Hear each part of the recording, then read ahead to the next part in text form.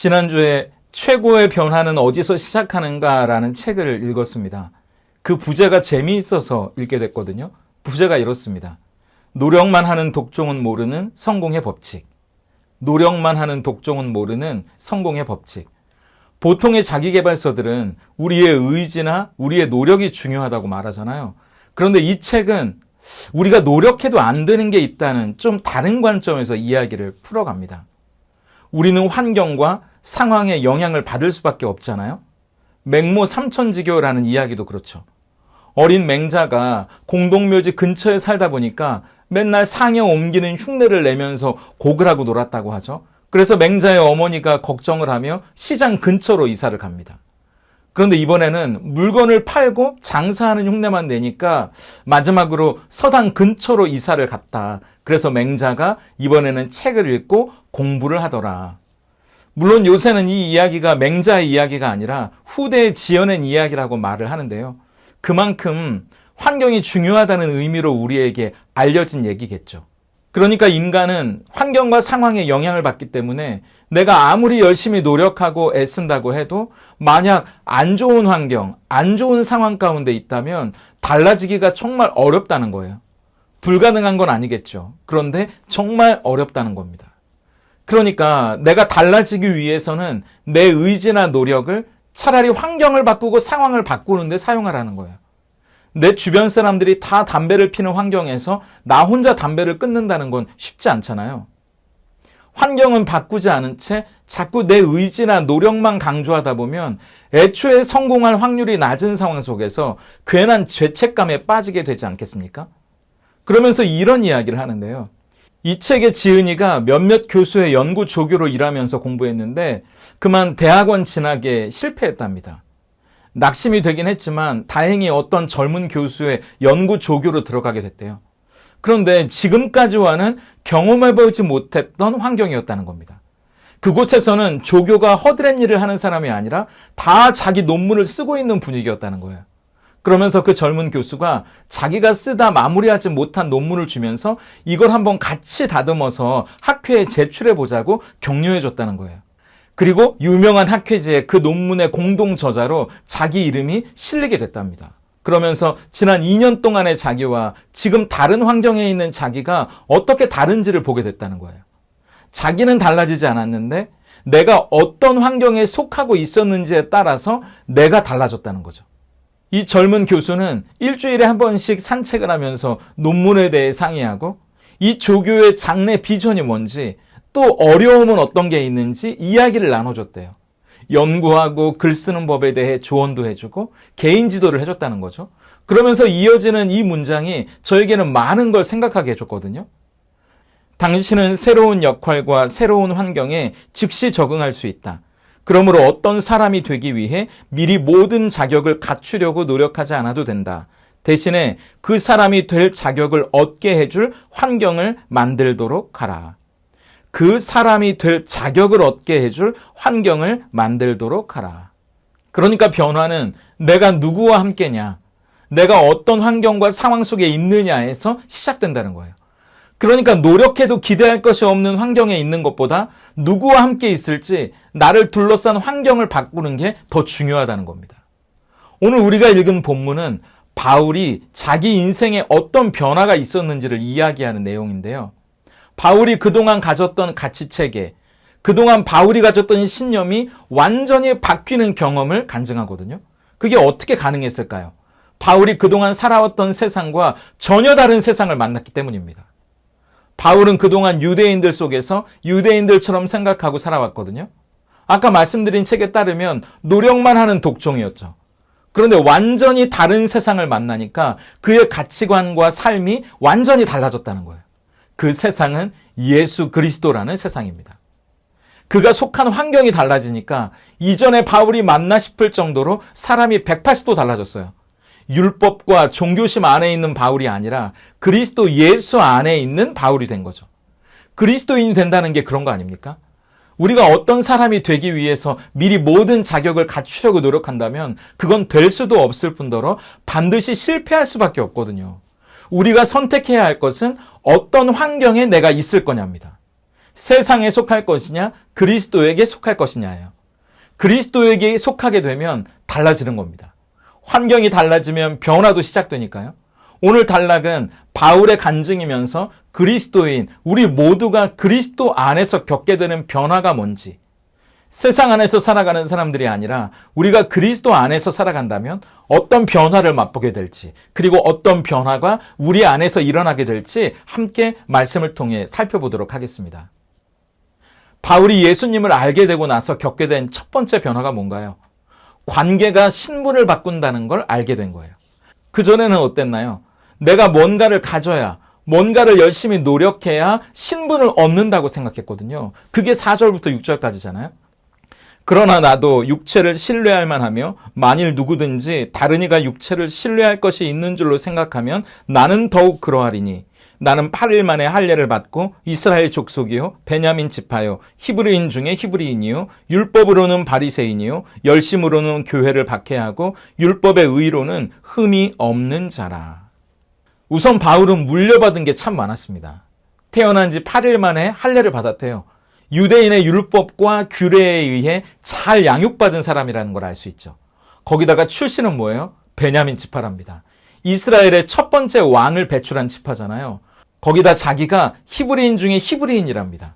비록 이스라엘이 아니라 다소라는 곳에서 태어난 교포 2세였지만 이스라엘에서 태어난 그 어떤 사람보다 더 이스라엘 사람처럼 교육을 받고 자란 뼈대 있는 가문에 훌륭한 교육받은 사람이라는 거죠. 이게 왜 중요합니까? 유대인들은 출신을 중요하게 여겼거든요. 자기들은 선택받은 하나님의 백성이라는 선민의식이 뼛속까지 투철했기 때문에 유대인으로 태어났느냐가 하나님의 자녀라는 신분을 결정짓는다고 생각했거든요. 그러니까 지난주에 이야기한 대로 이방인들은 근본도 없는 개 취급을 하지 않습니까? 그런데 바울은 자기 출신뿐만 아니라 자기가 얼마나 애쓰고 노력했는지도 말합니다. 율법으로는 바리새인이었대요. 바울이 살던 당시에는 아무나 바리새인이 될 수 없었거든요. 지금 우리 시각에야 바리새인이 겉과 속이 다른 위선자처럼 보이지만요. 그 당시의 바리새인들은 실제로 율법을 지키기 위해 노력했던 사람들은 맞았거든요. 도덕적이고 윤리적으로 살아가기 위해서 남들보다 애쓰는 사람들이었어요. 당대의 지식인이었고요. 존경받는 사람들이었거든요. 그리고 열심히 교회를 박해했던 사람이랍니다. 이건 바울이 뭐든지 내가 옳다고 믿는 그것을 위해 그야말로 목숨을 걸고 최선을 다하는 사람이었다는 거죠. 바울이 무슨 원한이 있거나 나쁜 사람이어서가 아니라 실제로 예수님과 기독교인들이 유대교 전통을 어지럽히는 악한 사람이라고 생각했기 때문에 다메섹으로 가는 그 먼 길을 마다하지 않고 실제로 그들을 잡기 위해 행동하는 사람이었다는 거예요. 내가 옳다고 믿는 것을 위해 행동하는, 실천하는 지식인이었다는 거죠. 그런 자기를 한마디로 이렇게 표현합니다. 율법의 의로는 흠이 없는 사람이었다고요. 이건 율법을 하나도 어기지 않고 다 지켰다는 게 아니고요. 율법이 요구하는 의로운 삶을 살기 위해 그야말로 정말 애를 쓰고 노력했다는 거예요. 정말 열심히 살았던 사람이라는 겁니다. 대단하지 않습니까? 유대인들은 그렇게 사는 게 대단하고 옳다고 여겼거든요. 바울이 속했던 환경은 그게 진리였어요. 그런데 예수님 안에 들어오니까 완전히 달라진 겁니다. 어떻게 해요? 9절입니다. 그 안에서 발견되려 함이니 내가 가진 의는 율법에서 난 것이 아니요 오직 그리스도를 믿음으로 말미암는 것이니 곧 믿음으로 하나님께로부터 난 의라. 바울이 살아온 환경에서는 어디 출신이냐, 율법을 얼마나 지켰냐가 중요한 게 맞아요. 그래야 내가 하나님 앞에 의로운 신분을 얻을 수 있거든요. 그러니까 율법을 지키고 노심초사 혹시라도 내가 이걸 어기면 그 신분을 박탈당할 수도 있으니까 불안해하면서 길을 쓰고 노력하는 겁니다. 그런데 예수님을 알게 되니까요. 그 안에서 살아가는 사람은 완전히 다른 삶을 살게 된다는 걸 알게 됐다는 거 아닙니까? 내가 뭔가를 얻어서, 내가 뭔가를 지켜서, 내가 뭔가를 해내서 의로운 사람이라는 신분을 하나님으로부터 얻어내는 게 아니고요. 예수님을 믿으면 그걸 의로 여겨주셔서 그를 의로운 사람이라고 인정해 주신다는 거예요. 이걸 우리는 칭의라고 부르죠. 9절을 보면 내가 가진 의는 율법에서 난 것이 아니랍니다. 오직 그리스도를 믿음으로 말미암았대요. 그런데 이때 그리스도를 믿음, 이것을 우리는 목적격으로 이해하는데요. 학자들은 이걸 주격으로 해석할 수도 있다고 말합니다. 그러면 이렇게 돼요. 우리가 뭘 믿는지 선명해집니다. 내가 가진 의는 율법에서 난 것이 아니요 오직 그리스도의 신실하심으로 말미암은 것이니 곧 그것을 믿음으로 하나님께로부터 난 의라. 이렇게 되는 거죠. 그리스도의 신실하심을 믿는다. 우리가 믿는 그리스도의 신실함이 뭡니까? 로마서 5장 6절입니다. 우리가 아직 연약할 때 기약대로 그리스도께서 경건하지 않은 자를 위하여 죽으셨도다. 8절도요.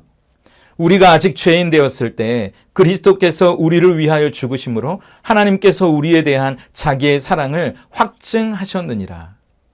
우리가 예수님이 대신 죽어주실 만큼 대단한 사람이 아니었어요. 그런 자격이 있어서가 아니에요.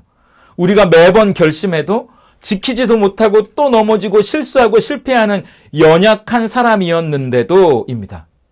경건하지도 못하고 생각은 음란하고 세상의 것을 더 좋아하는 사람이었는데도예요. 하나님 앞에서 절대로 의롭다고 할 수도 없는 죄인이었는데도예요.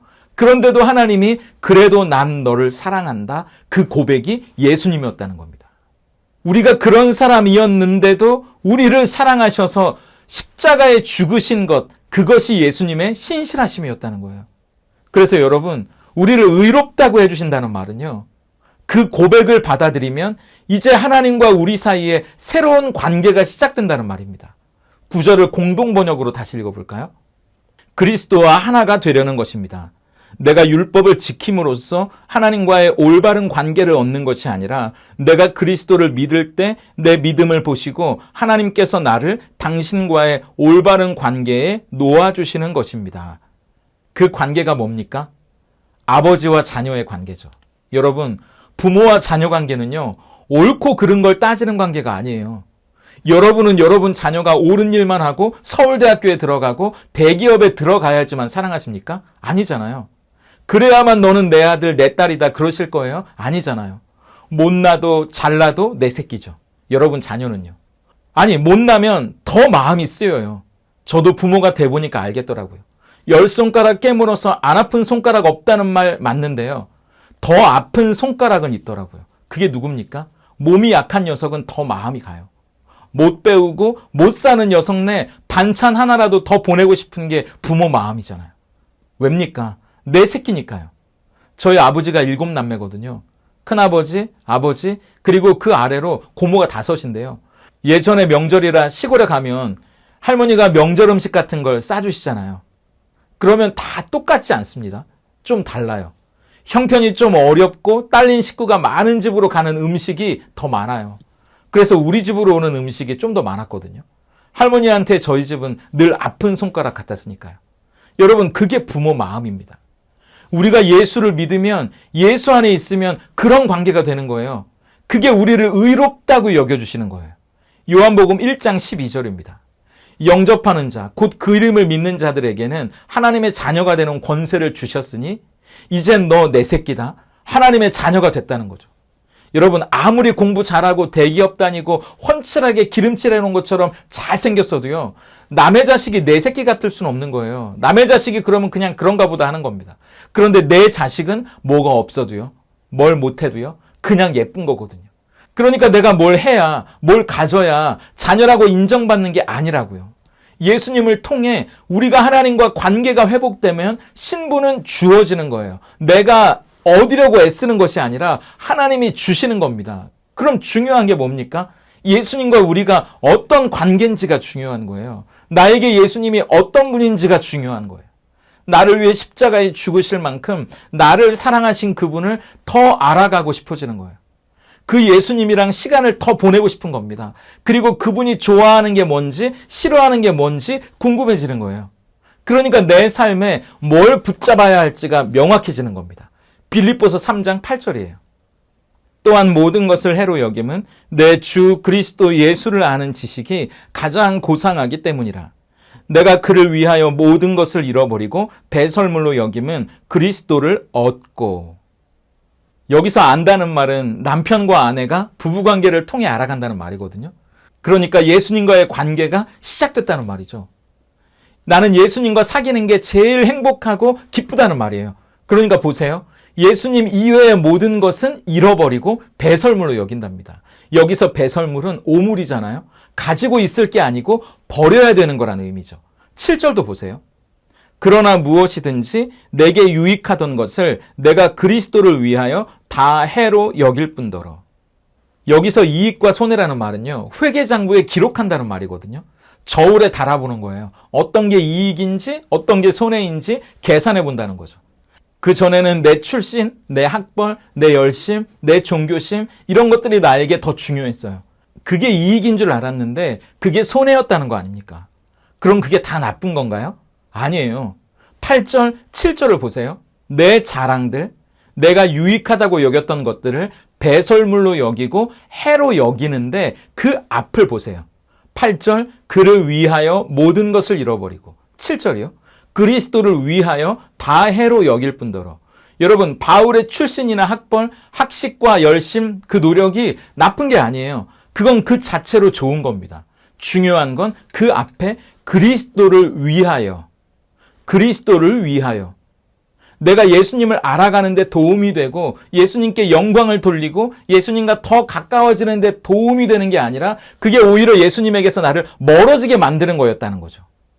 예수님을 의지하는 게 아니라 나를 의지하게 만드는 거였다는 거예요. 문제는 그겁니다. 예수님을 높이는 게 아니라 은근히 나를 드러내는 거였다는 거예요. 그러면 그건 우리에게 하등 도움이 되지 않는다는 겁니다.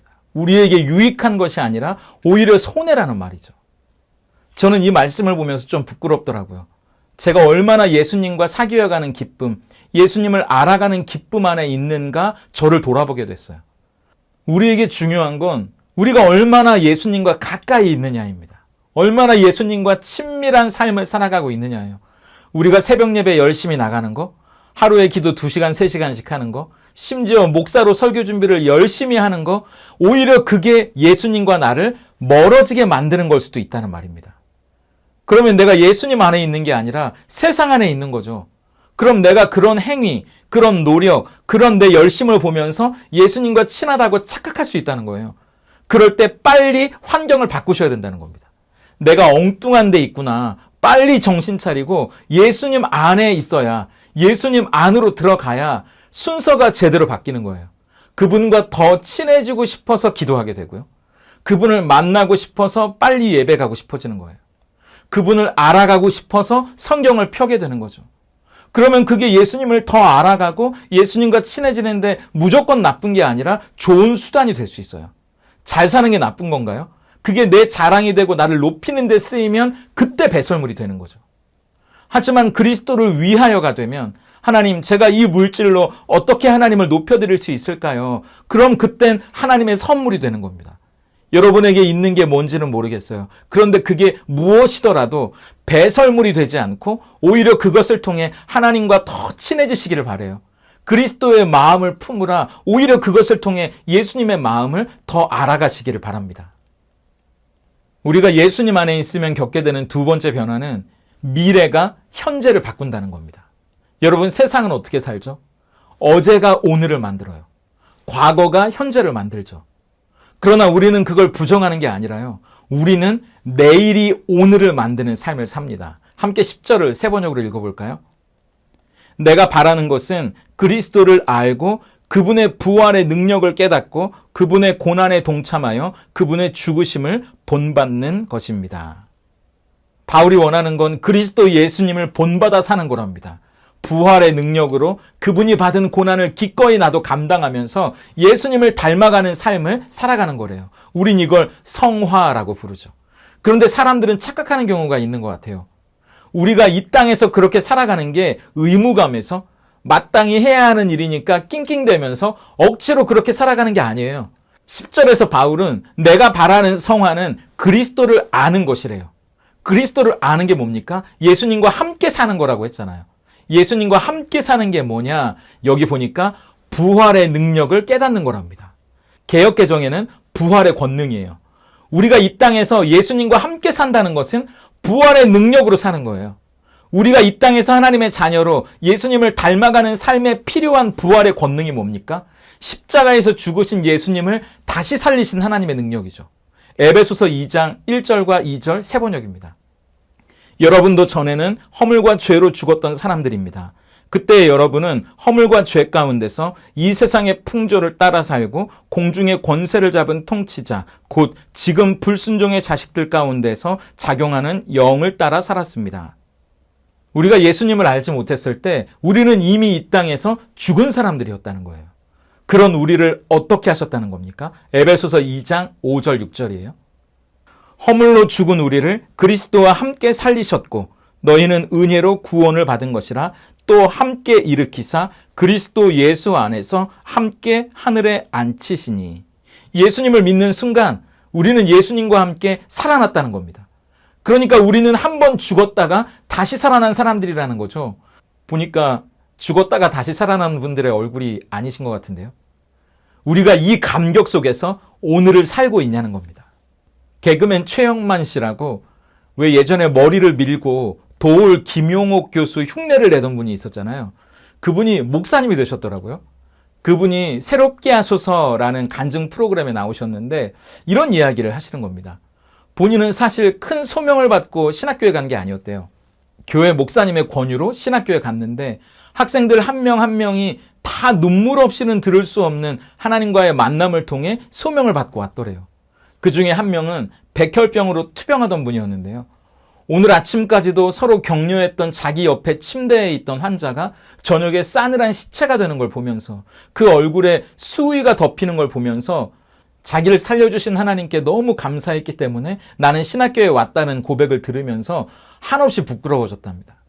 그러면서 잔이윤 씨 이야기를 하더라고요. 그렇게 한 시대를 풍미한 한국과 미국에서 유명했던 코미디언의 끝이 치매에 걸려서 자기 이름이 뭔지도 기억해내지 못하고 돌아가시는 그 영상을 보면서 그야말로 펑펑 울었답니다.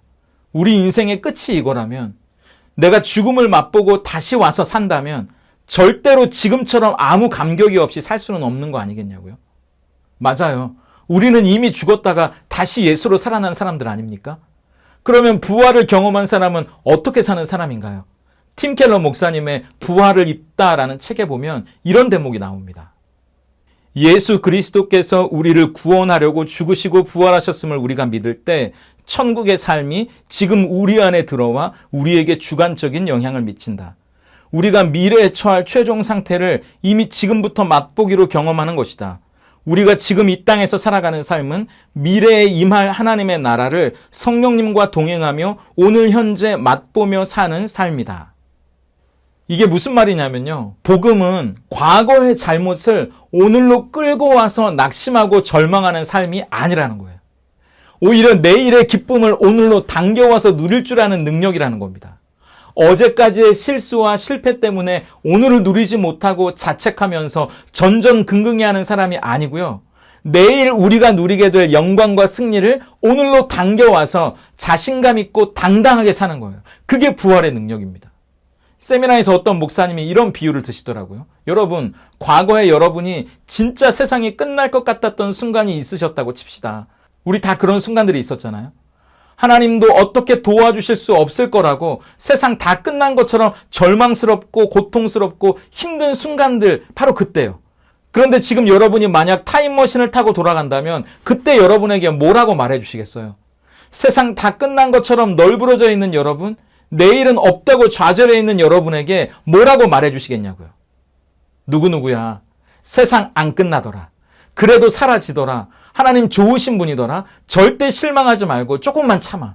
그리고 하나님을 찬양해. 그분을 예배해. 그분이 모든 걸 선하게 인도해 주실 거야. 그러지 않으시겠어요?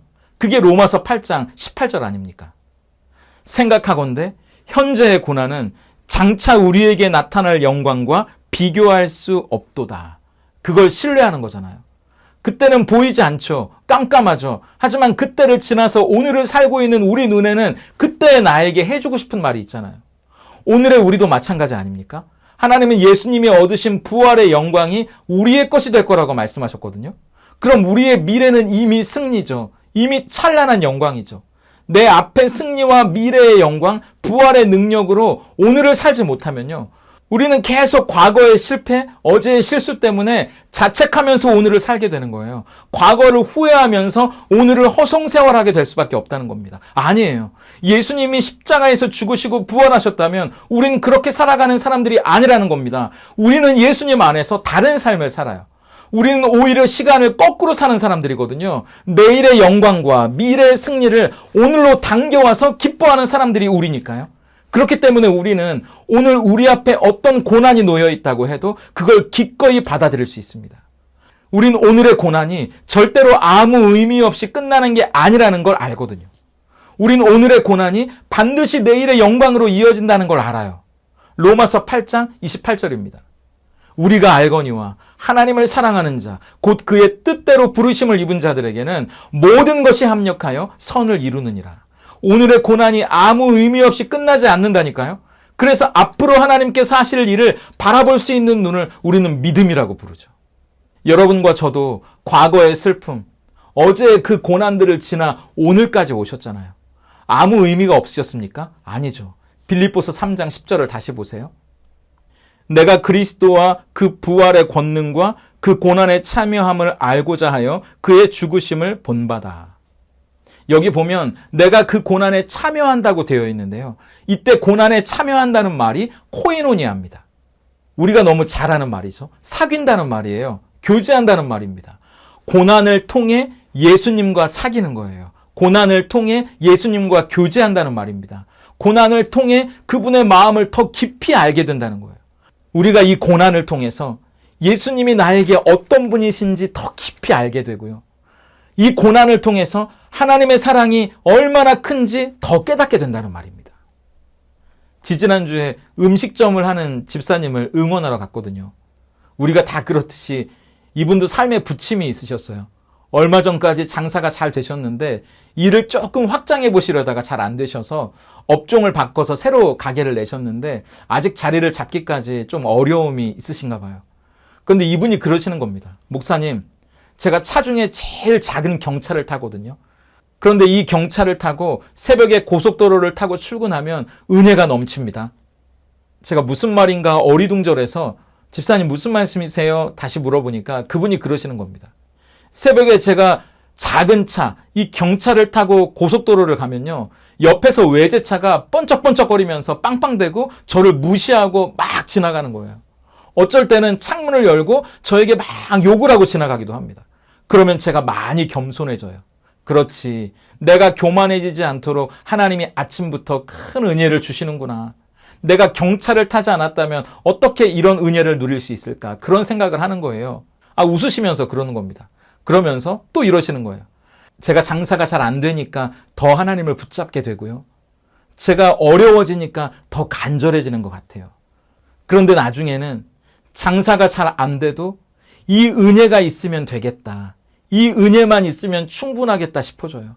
그래서 만약 하나님이 은혜 주셔서 장사가 잘 되면 이런 시간들을 겪어놨기 때문에 그때는 하나님의 뜻이 뭔지 아니까 주변에 가난한 분들에게 음식도 대접하고 음식점을 창업하려는 분들에게 도움도 주면서 그렇게 살고 싶어요. 그러시더라고요. 맞습니다. 참 인정하기 싫지만요. 우리는 고난이 아니면 참 바뀌기 어려운 사람이거든요. 승승장구하고 모든 게 잘 되면 하나님의 뜻대로 살 수 있을 것 같은데 아닙니다. 그렇지 않아요. 잘 되면 오히려 우리가 망가집니다. 그래서 고난에 참여한다는 말은요. 예수님과 코이노니아, 그 고난을 통해 예수님과 더 깊이 사귀는 거란 말입니다. 고난이 있어야 우리에게 정말 필요한 분이 누구인지 알게 된다는 거예요.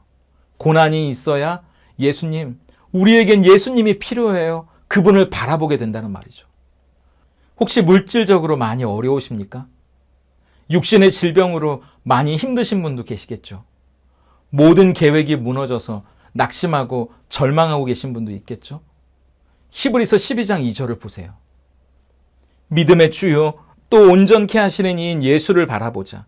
그는 그 앞에 있는 기쁨을 위하여 십자가를 참으사 부끄러움을 개의치 아니하시더니 하나님 보좌 우편에 앉으셨느니라. 예수님을 바라보세요. 고난을 고난으로 끝내지 않으시고 내일의 기쁨으로 바꾸시는 하나님을 신뢰하고 오늘의 고난과 수치를 견디신 예수님이 받으신 영광이 여러분의 것이랍니다. 오늘의 고난이 어떤 건지 잘 모르겠어요.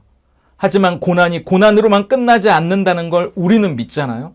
부활의 기쁨과 영광, 그 놀라운 승리가 우리의 것이라는 사실도 믿죠. 이 고난을 통해 더 예수님을 바라보고 더 예수님을 붙잡고 우리 함께 오늘을 견뎌내 보시지 않겠습니까? 우리는 세상 안에서 사는 사람들이 아니니까요. 주 안에서 사는 사람들이니까요. 세상 환경의 지배를 받는 사람들이 아니라 그리스도의 은혜 아래 살아가는 사람들이니까요. 내가 뭔가를 이루고 뭔가를 얻어야 뭔가가 되는 게 아니고요. 중요한 건 예수님과 오늘 내가 어떤 관계를 맺고 살아가는지가 우리가 누구인지를 결정한다는 사실을 기억하고 오늘 무엇을 하든지 그것 때문에 예수님과 더 친밀해지고 그것 때문에 예수님과 더 가까워지시길 바라요. 어제의 실패와 과거의 실수 때문에 오늘을 후회하고 오늘을 자책하며 낭비하지 마세요.